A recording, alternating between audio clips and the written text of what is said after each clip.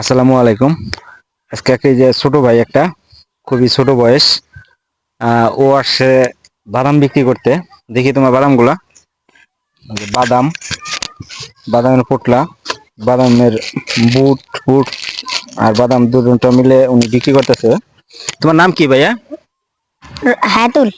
আইতুল। তোমার বাসা কোথায়? বাসা বুরুজপার। আহ, তুমি স্কুলে যাও না? না। তোমার বাসায় কে কে আছে? আম্মু আব্বু ভাই বোন। তোমার আব্বু কি করে? আব্বু মাটি কাটে, আম্মু চাকরি করে। তোমার তো এই বয়সে দরকার ছিল লেখাপড়া করার, কিন্তু তুমি লেখাপড়া না করে তুমি এই যে বাদাম বুট বিক্রি করতেছো। তুমি দিনে কয় টাকার বাদাম কিনে আনো আর কয় টাকার বিক্রি করো? বাদামের কেজি এখন 200 টাকা পাইকারি দামে। পাইকারি দামে নিয়ে আসি 200 টাকা করে। বেশি কেজি বেশি 400 টাকা বাজারা। আহ, তাতে আহ, যে বাদাম নিয়ে আসো তাতে প্রতিদিন তোমার কয় টাকা লাভ হয়? এই 500 টাকার বাদাম নিলে 250-150 টাকা লাভ হয়। 250-150 টাকা লাভ হয়। এই 250-150 টাকা যখন লাভ হয় সেটা তোমার নিয়ে কাকে দাও? তোমার বাবাকে, বাবার হাতে না মায়ের হাতে? বাবার হাতে।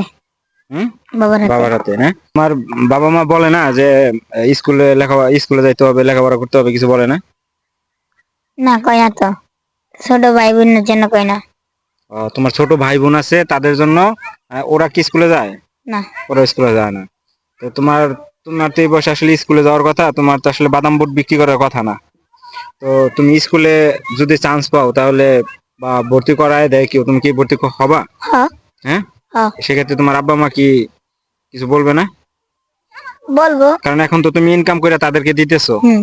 এখন তখন তো স্কুলে গেলে তো তুমি এই বাদাম বুট বিক্রি করতে পারবা না, ইনকাম করতে পারবা না। আবার বিকাল বেলা টাইমে বেড়ামু। এই আচ্ছা। স্কুল ছুটি হওয়ার পরে। আসলে বন্ধুরা, দেখেন এই বয়সেই একজন বাচ্চা, ছোট, তোমার বয়স কত হবে? 12। 12 বছর বয়স। 12 বছর বয়সে তার সংসারের হেল্প করার জন্য সে বাদাম বিক্রি করতেছে, ইনকাম করতেছে সৎভাবে, সৎ উপার্জনে।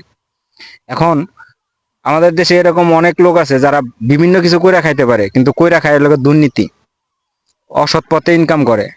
অথচ এই ছেলেটাকে দেখেও তাদের লজ্জা পাওয়া উচিত যে সৎভাবে, সৎ উপার্জন করে তার বাবা মাকে হেল্প করতেছে।